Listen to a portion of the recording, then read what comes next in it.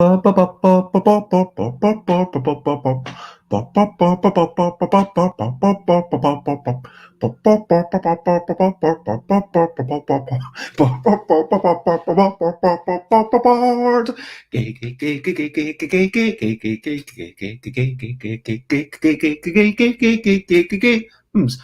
games, board games, I'm talking about board games and juiciness, and I'm not gonna shout. Juiciness. I don't know if you heard this term before. It was invented by John Pickford, a video game designer, to talk about audiovisual feedback when you do the thing you do all the time. It's more fun if there's a boom, boom, boom, boom, rather than just pressing a button and anything. Did anything really happen? But anyway, in board games, being the cause and not the effect is something that I would like to talk about. Board games is what I'm talking about. Board games, I'm not going to shout. Hello and good morning, good afternoon, good evening, good whatever it is. It is right here, 10 a.m. UK time, which of course means that it is time for Bezzy Beats and Board Game Blether. It might be a totally different time wherever you are. And hello, Timmy, talking about people who are in a totally different place. Nova Scotia. I mean, I can't remember what the time zones are like over there, but it's like 5 a.m. or 4 a.m. or something. And Alex, hello from, not too far away, relatively speaking. I mean, we're only a couple of 100 miles away. It's 6 a.m. in Nova Scotia. And hello, Dina. It is lovely to see you as well. Today, I want to just have a very quick, not rant, a proclamation that dexterity games are juicy. So just to reiterate what I said in the song, juiciness is a term that was defined by John Pickford, I believe, who was best known for Sticky Balls and Plock, and various other games, to say when you're pushing a button, you don't just want, you want some immediate feedback. You want to feel like when you're pushing the button, you are causing things to happen. Like if you, in Sticky Balls, which was a game that John Pickford made about balls going round snooker-like, and then you've got to attach the things of the same color. When they attach, it's not just attachments. There's a gloop, there's a bloop, like an audio sound. There's like maybe a few sparks flying, so you really know what's going on, right? And by the same token, I would say that it's about having less input and more cause. Like you feel like it's all about tapping into the primal need to be the cause, to be the generator of the effect, to feel like I did that. And sometimes in a negotiation game, in board games, in real, like you might spin off a story in a story game into a totally different new direction. That's juiciness. If you take out a thing in Kerplunk and then there's a lot of balls falling down, then you hear the noise, that's juiciness. If you're playing Tolkien and then you put down a thing and then you've got to wait a while and then maybe eventually it comes to pass, that's less juicy. I'm not saying that there's not a satisfaction. I do believe that there's a lot more satisfaction, and there's an equal amount of joy that you can get from those in-depth, complex games. But I just believe that those dexterity games, those games maybe where you're negotiating with people, where you're collaborating to tell a story, those can be even more juicy, if you know what I mean. And so, let's see. Alex says we're probably more like 55 miles away. Let's move on to the recent highlights, living life and seeing the sights, recent highlights, playing games and other delights, recent highlights, what have you been up to? Let's go through it. Dina ordered a bagel to the door and it had meat on it, but Dina wanted vegetarian. That's not good. Why would they? Yeah, that seems like a really... I hope you complained. I hope you kind of felt like you were able to do that. Dina said, luckily the coffee is amazing. That's great to hear. And yes, it is Wednesday. And yes, you are on tomorrow. Alex said, Kerplunk has the worst setup to time to play time ratio. Hmm? I'm not. Yeah, it is pretty bad. Like, I'm not sure I agree with the worst, but I personally believe, if we want to get into the value of Kerplunk as a game, I believe that the variability of how it goes, like Jenga, it's just going higher and higher until eventually it all falls down. Kerplunk, by making it into a proper competitive game where it's not just one person loses, everyone else wins, it makes it so that you think about, okay, which straw should I take? It feels like there's a little bit more visual analysis of, okay, what will this do? And then you draw the straw, and then sometimes there's a game where there's like massive trundle of things going at some point during the game. Sometimes it feels like there's a few balls here and there. The game can go along different arcs, and so I feel like there's a bit more variability in Kerplunk. And yeah, Alex says it takes at least 10 minutes to set up and rarely more than 3 minutes to play. I mean, I don't know who you're playing with, but I'd definitely take, a lot more than that to play. I would say maybe realistically, like if there's two of us playing, I mean, how long? You only put in half of the straws each. And so I would say if I'm playing with another adult, maybe 5 minutes to set up and 10 minutes to play, because I think it can actually get quite competitive and quite strategic with other adults. But yes, if you're playing with a 5-year-old, then it's going to be down to the adult. You won't be able to share the work of putting the things in, and they're probably going to make some worse decisions. Yeah, that's going to be definitely different.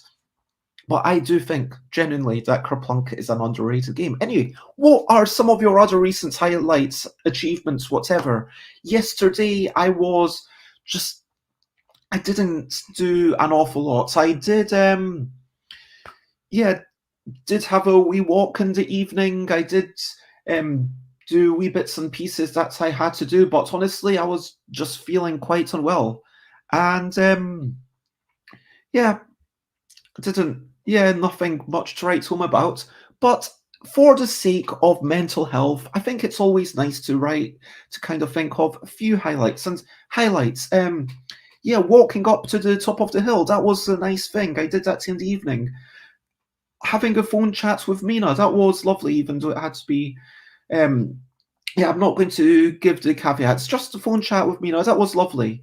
Finding out about a French edition of Wordle. For those who don't know, Wordle is a game where you're trying to type words, and then it's like Mastermind but with words, and then there's a French version. So that was nice, although it kind of forced me to think about words in French in a new way, which was definitely interesting. I had some nice interactions online, and I did a tiny bit of tidying and sorting through stuff. Those are my personal highlights and achievements. What about you? Hello, Jess. It is lovely to see you. And Dina's wee one is 5-year-olds in 2 months. There's been train cakes the past 4 years, so maybe another train cake this year. That sounds fantastic. Oh, and Dina says I should have his train game printed by then. Is that a custom train game for your 4-year-old? That sounds fantastic. So it's like, is that a reskin of something that already exists, or is that a brand new game design? I'm very curious to hear more. Unless you want to talk more about it tomorrow, of course, that would also be cool. Let me move on to brilliant thing. What's a little thing which is brilliant? I'm going to talk about today. I was a bit annoyed. Like, it feels like sometimes I would just like to wake up a bit more naturally, and then 8 o'clock, 8:10, whatever, like the drilling starts, and it's a bit of an awkward noise to wake up to.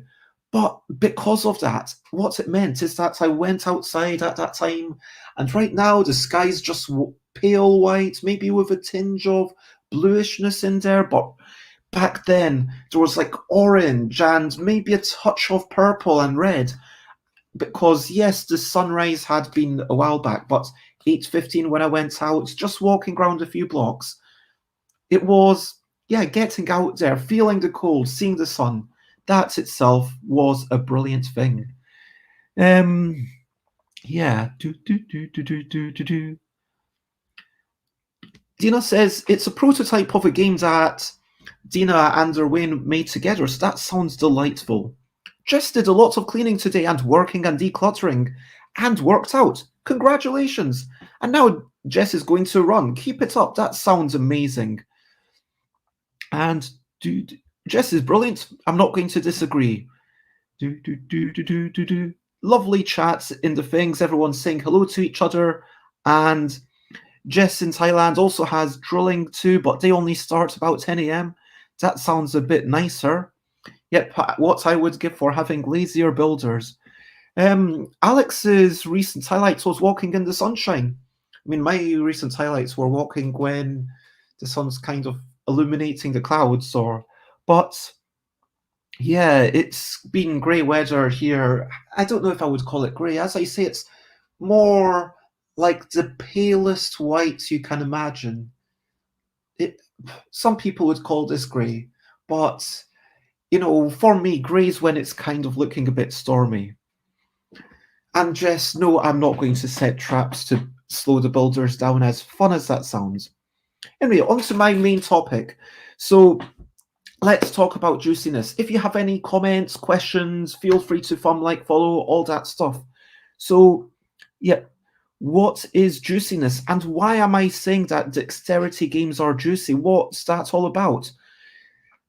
As I said at the start, this is a thing that I believe was defined by John and C. Pickford, who are, as you can see, here's their Wikipedia page. They made a bunch of games. Here's their websites. They've done some really old games. Plock on the SNES is definitely such an amazing game. In Plock, it's like a little 2D platformer, but you're walking around and then you throw your limbs at each other. So first you throw your arm, and then you throw your other arm, then you throw your leg, and then you just have to be hopping around. Then you throw your other leg. But it's kind of cartoony, and for the most part, it doesn't matter because they're like boomerangs. They come back. But occasionally there's a hanger, and then you have to leave one of your arms or one of your legs in order to pull a switch. Anyway, so these are the people. They've done other things. They made a game called Sticky Balls, and in Sticky Balls it's like snooker, you're shoving stuff around. And during that time, John, I believe, this is the best of my memory, obviously, might have been writing for Edge or might have been writing on their blog, and they came up with this idea of juiciness in games. And what this means is feeling like you have an impact, feeling like I am the direct cause. I am at the center of this universe. I do things and then things happen. I press a button and then things happen. In Kerplunk, I understand that you pull out a little straw and then potentially things don't happen, and that's good. But even when you fail, you've got the joy of having the impact of having things happen. And with, Jenga, it's about this almost, how should I put it, this dichotomy, this tension between, as a human, you want things to happen. You want to pull the block and see it all destroyed. You want to see it all sink. But then at the same time, you know that that's a loss. And so you have this tension of, I don't want it to fall down. And then it builds up and builds up. But eventually there's the relief. And sure, one person is the loser, but they also get the joy of having things just drop down. Now, with die rolling, for especially anything, it depends on the novelty. For someone who's never experienced a die, well, one die might be fun, although you need to kind of start to control it, learn how hard to roll it, how hard to not roll it. For a 2-year-old, that might, or for someone who's never experienced any dice before, that might be challenging. But then imagine if you had like a bucket of dice, the figurative, proverbial handful, you're rolling this whole bunch, and then you roll them out, and then all the number of things is the number of hits, and you feel, I did that, I made this decision, and then as a cause of that, I rolled a bunch of dice, and all these things happen. I think that it's about having that sense of impact, having that sense of agency, having that sense of, I made things happen. And that is kind of at the center of juiciness. Like scattering some. Oh, that's about the traps for the builders. Yeah, you could scatter some board game components around. Or, yep, yeah, this is going pretty dark. I'm definitely not poisoning any builders or anything. Or, yeah, I like Alex's suggestion. Asking them an existential question which challenges their internal motivations. Anyway, so.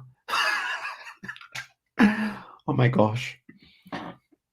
The point is juiciness.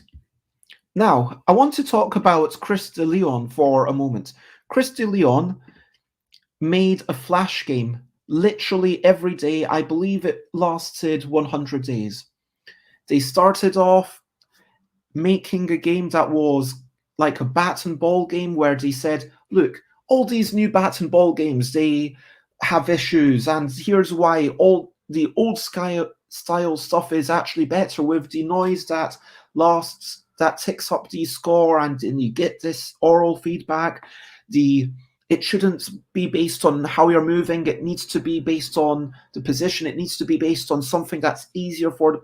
Anyway, they did a lot of different experiments over the course of 100 days.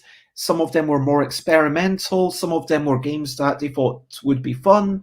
Some of them were games that made a statement. One of those last things was a game where you literally just, I think it was called Candy, you literally just push the button and then it says, you won. And then it had a fanfare for about, it was like a 1-minute audio loop, and then all these lights, whizzy. The point being, you need some sense of accomplishment. It can't just be you click the button and then you win the game. What is the easiest game that is actually satisfying? Now, clearly, just pressing the button, and that's literally all you have to do. It's not like a tricky button to press. It's a big button in the middle of the screen, and then pressing the button is just. The point was, the statement here was that doing this is not satisfying. We get no sense of achievement. So there wasn't even any decision in it. So what is the simplest game? I mean, obviously you can go simpler than Jenga, and I mean, Jenga is still satisfying for lots of people. You can have very simple games, but what is the simplest game? Well, it's somewhere above pushing a button. That's all it is. Alex says, yeah, you get that a lot in mobile games. They really try and lay on the sense of accomplishment, being like, boom, you got this, boom, you got this, boom, you got that, for sure. Oh my god, you completed the tutorial, wow, all this confetti, gold coins. Yeah, and I get what you're saying. But at the same time, when you actually do make a decision, when you do something right, it is worth reminding people that they have the input. And the other sense of juiciness, as John Pickford was explaining it, is that it's not just about giving people a sense of accomplishment. It's about giving people a sense of feedback, letting them understand that their input has an effect, if you know what I mean. So imagine a platformer with a massive sense of inertia. You push the button to go right, and then they start accelerating, and after maybe half a second, they start moving, that's going to feel a bit more sluggish, right? It's like if it takes them half a second and then it gets them like maybe 3 seconds to get up to walking speed, and then it, like, I'm not saying that you can't have a lot more time to ramp up to full speed than Mario. I mean, Sonic was all about that. It's about the taking a few seconds to go up to full speed, but still, you want to have some feedback. Like Alex says, oil tankers take 20 miles to actually stop, which is wow. But if you were playing a game where it was a video game where you were simulating an oil tanker, if you press the button to stop, just pressing the button and then having it decelerate, if you wanted it to be a simulation, and having it take 20 miles to stop, however many minutes that might be, that's not fine for a video game. For a video game, you also want to maybe show a little lever in the corner, and then maybe the lever goes from go and then it goes down to stop, and then you say, okay, it's stopping. Maybe there's like a little ka-choom, like a sound when you press the button, so you know, okay, I've pressed the right button. So you know what you're doing. And especially in video games, obviously this is a big deal because there's so many buttons to press, and not every button always does something. I mean, if you're playing on a computer with all the keyboards, if you're playing on a touch screen where there's infinite places you could touch, all of these things.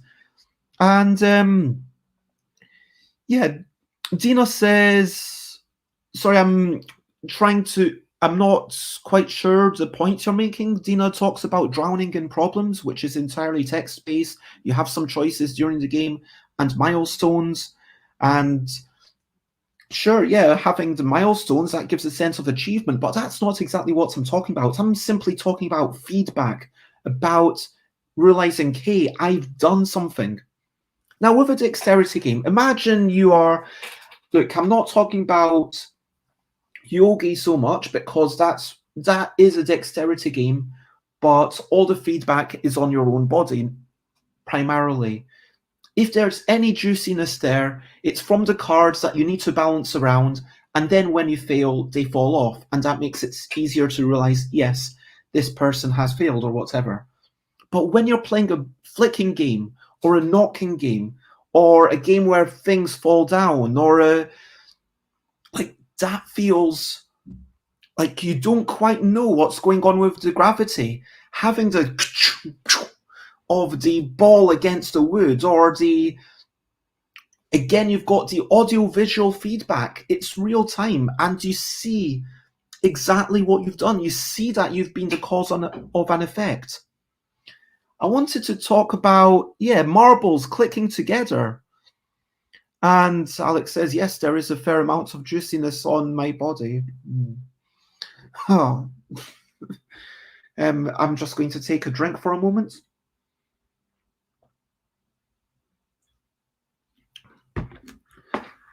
What it made me think about is also games where you're negotiating.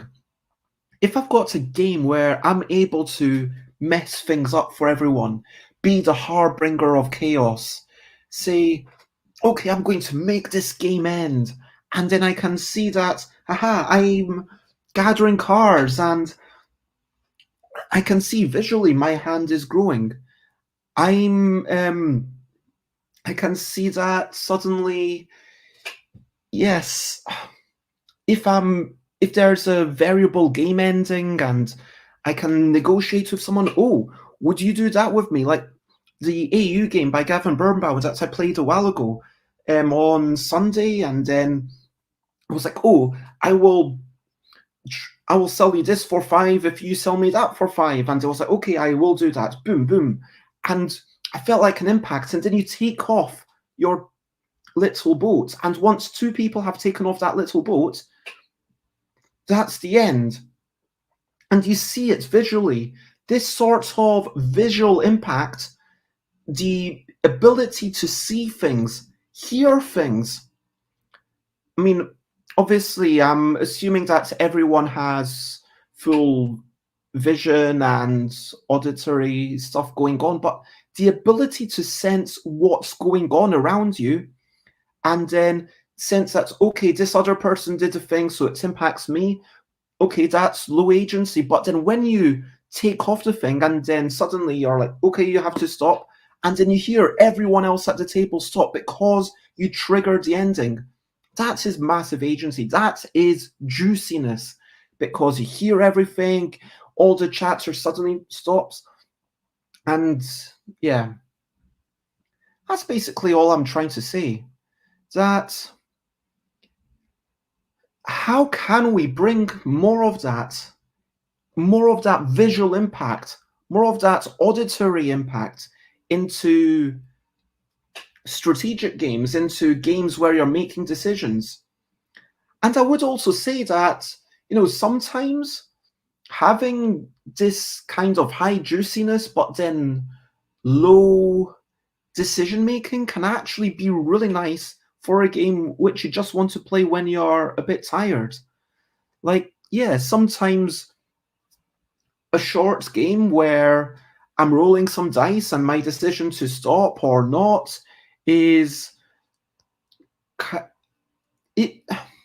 Alex wants a clarification, asks, for you, juiciness is the sensory interaction points of the game.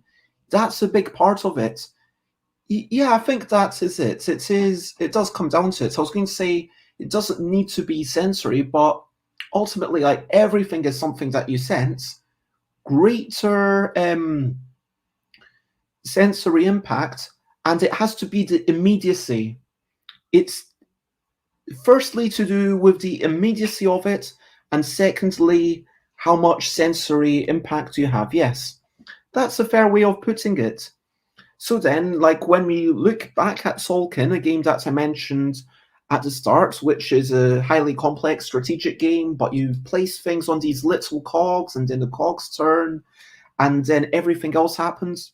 Well, firstly, for anyone turning the cogs, that's quite a cool, playful moment. It's not part of the game. It's not in the rules. I don't know if it's in the rules of who gets to turn the cogs, but that's definitely got some satisfaction, some juiciness, like turning one bit and then all the other cogs turn at once. I think that's why, wind up toys, when you wind them up and then you put them down and then the monkey claps its hands, or the other thing, it walks along, or there's an automata that wiggles and dances until the wind up runs out.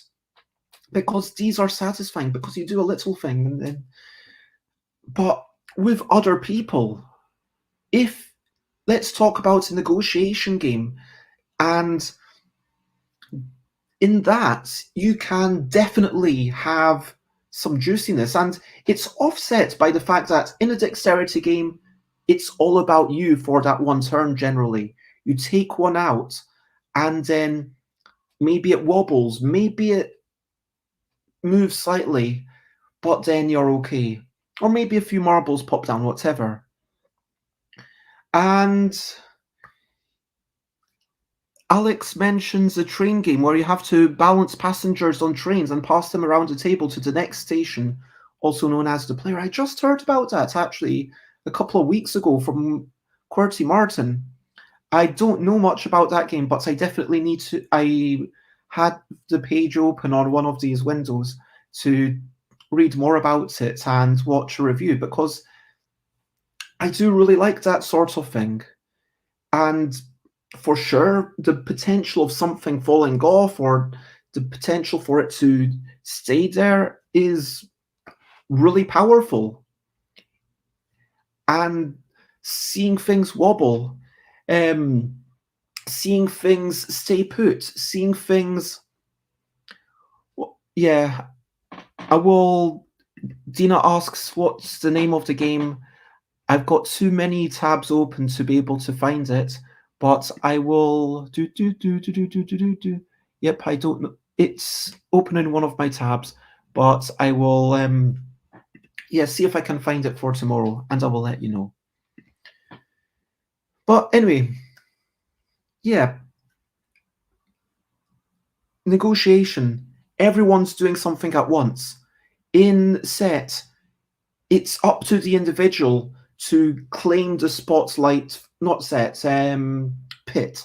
pit, a real-time trading game where everyone's saying, oh, free for free, give me free for free, and then do that. And then someone trades with them or doesn't trade with them. And then, it's up to you to claim the spotlight. In a dexterity game where you have your turn to flick, or your turn to pull, or your turn to, I'm trying to actually think of other adjectives, or your turn to,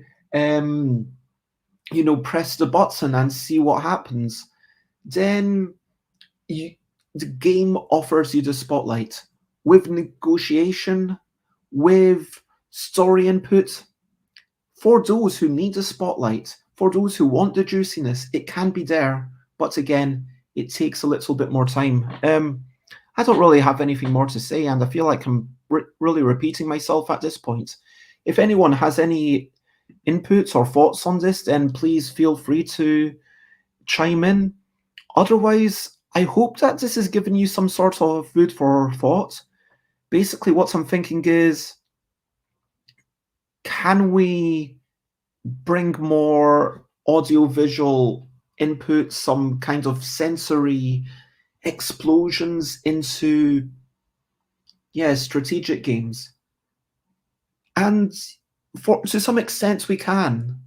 Like the satisfying clack of vivid memories where you have like the 3 little tiles that make a hexagon, or any double layered board where there is a physical tactile component to that, or indeed some big movement where you make your having immediate feedback does offer more juiciness. For example, Agricola, you put down your person and you take all the wood, or it feels a lot nicer than that delayed gratification. And again, it depends who you're going for. Some games, it might be all about that delayed gratification, but if you want it a bit lighter, if you want it a bit more joyful, if you want it a bit more mass market, yes, have everything come in as soon as possible and make sure that you see the state of the game changing, and not just because you need to do a lot of fiddly maneuvering around. Yeah.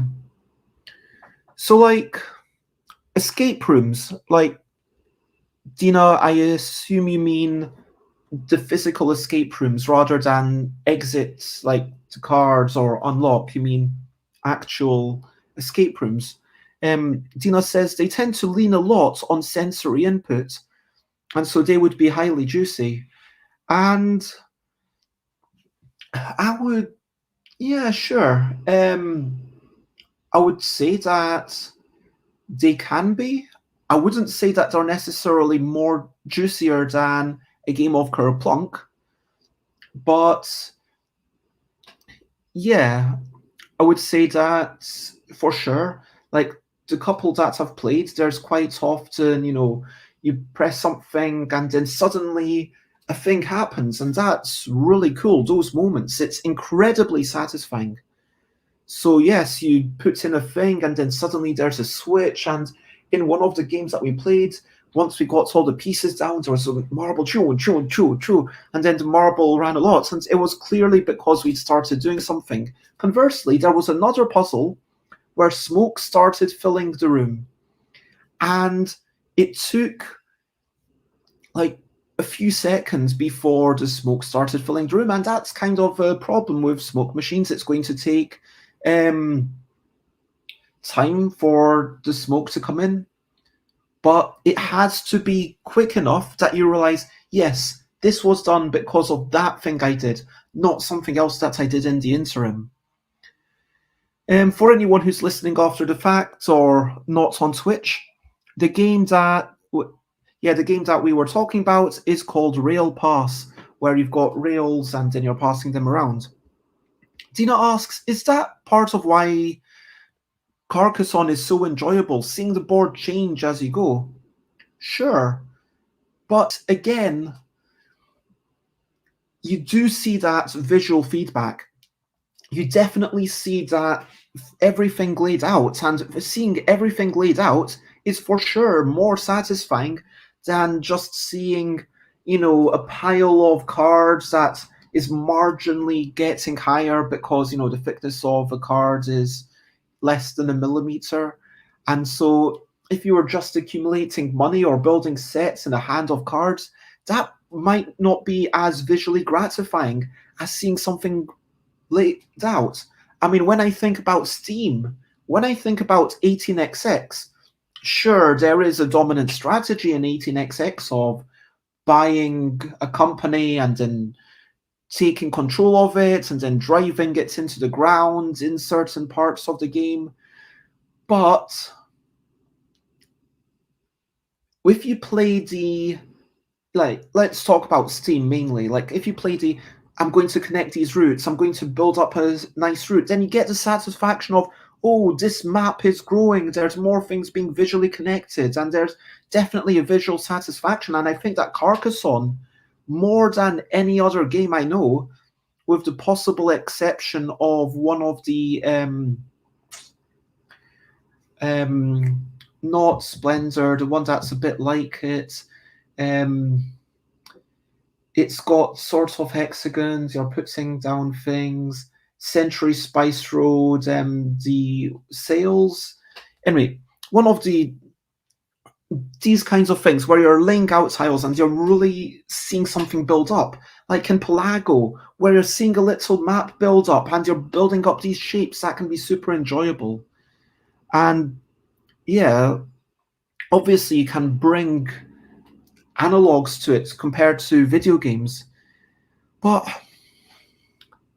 yes, visual change on a central board in the center of the space, having cards rather than having them all in piles, maybe being able to lay them out.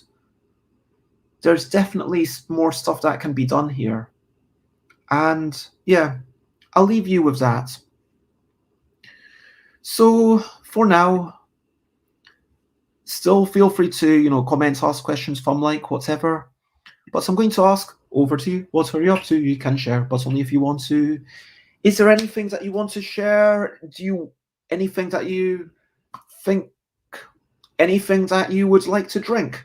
Anything that you would like to eat? Or do you want to complain about the heat?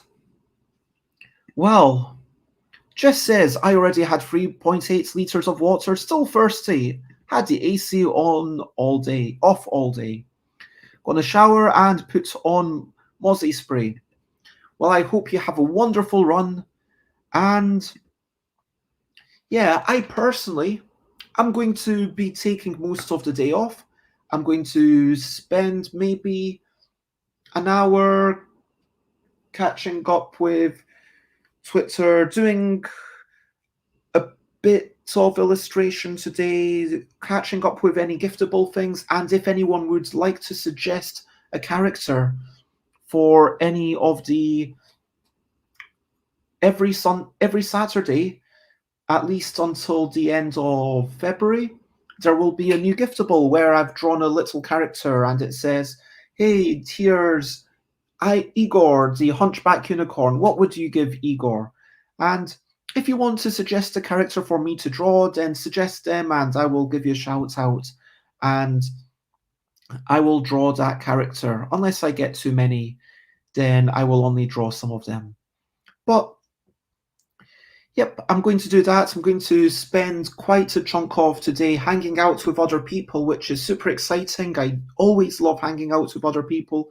Need to make sure it's done in a safe manner. I'm going to be getting my test and my COVID pass and whatnot. But that is basically what I'm up to. A wee bit of drawing, maybe making a new prototype in time for tomorrow. In the evening, I might do some rules writing, but I'm basically going to spend the bulk of the day from about 1 until 8, like just going off, hanging out and chatting to people. And also I've decided that I'm going to start up dance classes next month. Dina is having a hazelnut bun with a hazelnut latte. That sounds amazing. I don't know what a hazelnut bun is, but that sounds fantastic. Jess is going running in the park, of course. Alex is going to Hoover and consider all the life choices. And Dina's catching up with the intern in a bit. That sounds fantastic. And And yes, I don't know if intern is the right word. I mean, intern sounds like a level of. I mean, Chris is sort of being trained, but I thought like an intern is someone who's more temporary, whereas Chris is like a permanent fixture. It's just that they only work 1 or 2 days a week. Timmy got another email from Rogue Games and has 3 days to record a bunch of interview videos, but doesn't even have a microphone. Oh my gosh. Well, I mean, maybe you can use your mobile phone. I mean, maybe you can.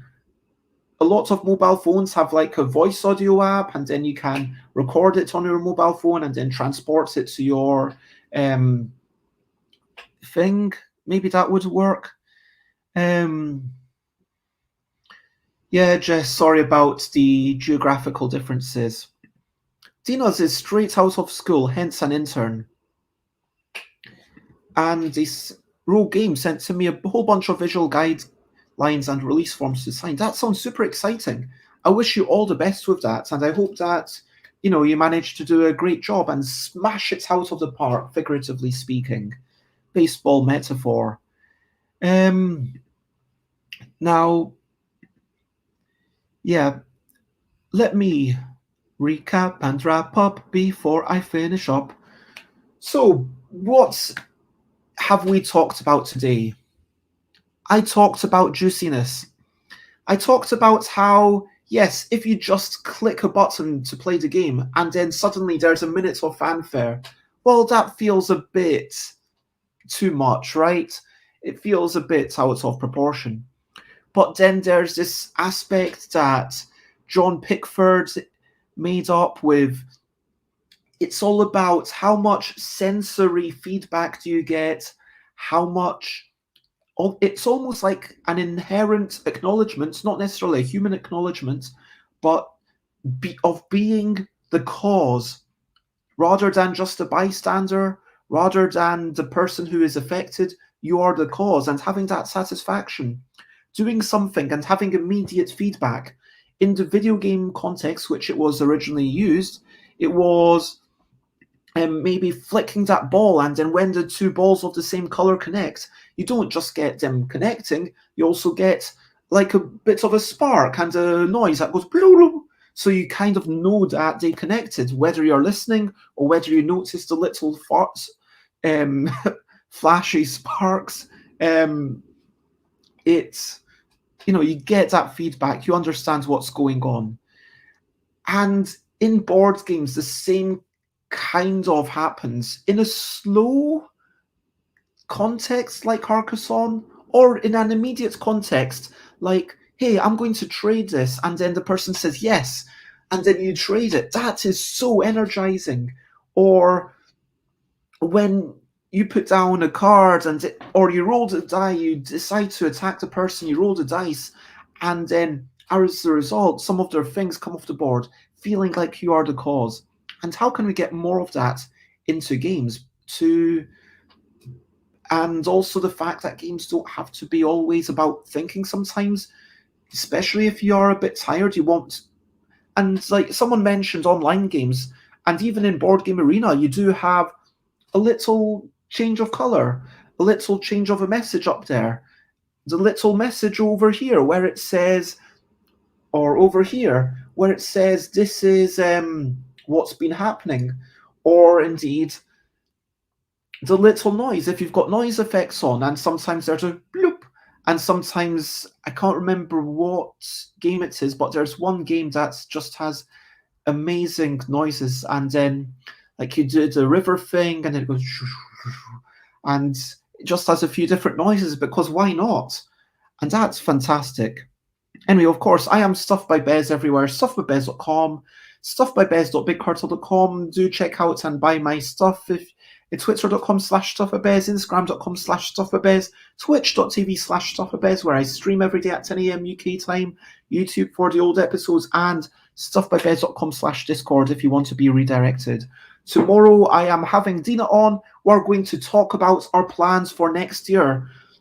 If Chris gets here, then maybe Chris will give a little bit of input during that, but it will be basically just the two of us chatting and talking about what we're planning, because a game about wee whimsical creatures and trying to identify them after someone makes noises, that worked well. Should we do the international version of that Kickstarter first? Or should we do the UK/international version of a game about quickly grabbing creatures that are totally different and counting your turnips/beetroots/radishes? And there's going to be 3 different graphical versions for people to choose if they want. Then Friday is going to be a quick 5-minute thing as I go on my way to playtest.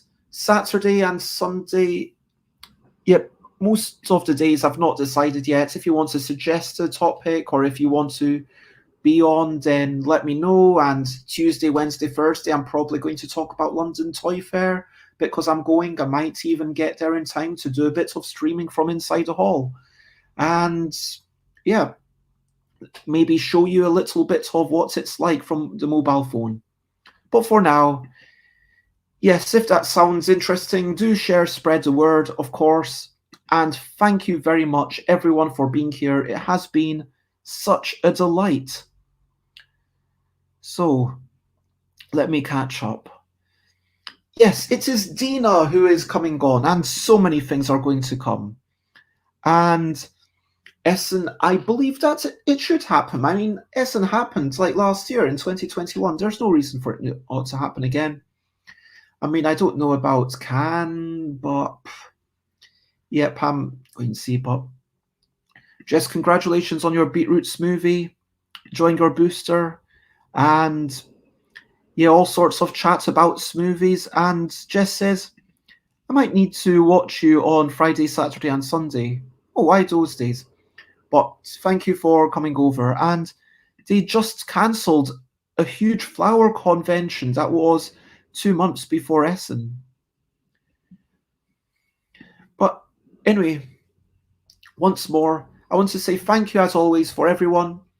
And I hope you have a wonderful day, night, evening, morning, whatever it is. And lots of love. And because Jess is having the booster, okay. So Jess is having the booster, so we'll pop in.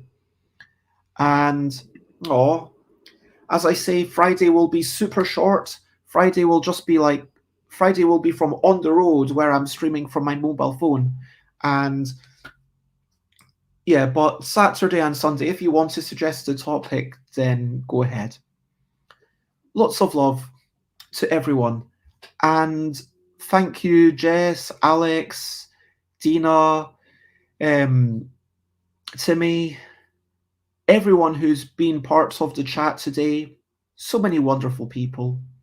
And for all I want to say for now is bye, bye, bye, bye. This is a goodbye song. Bye, bye, bye, bye. Thank you for watching along. Bye, bye, bye, bye. This is the end of the show. Bye, bye, bye, bye. And now it's time to go. Bye, bye, bye, bye. This is a goodbye song. Bye, bye, bye, bye. Thank you for watching along. Bye, bye, bye, bye. This is the end of the show. Bye, bye, bye, bye. And now it's time to go. Bye-bye, everyone. And it didn't mind the off-topic, chaotic chat. It was delightful. Good vibes. Bye-bye, everyone. Lots of love. Bye-bye. Bye-bye.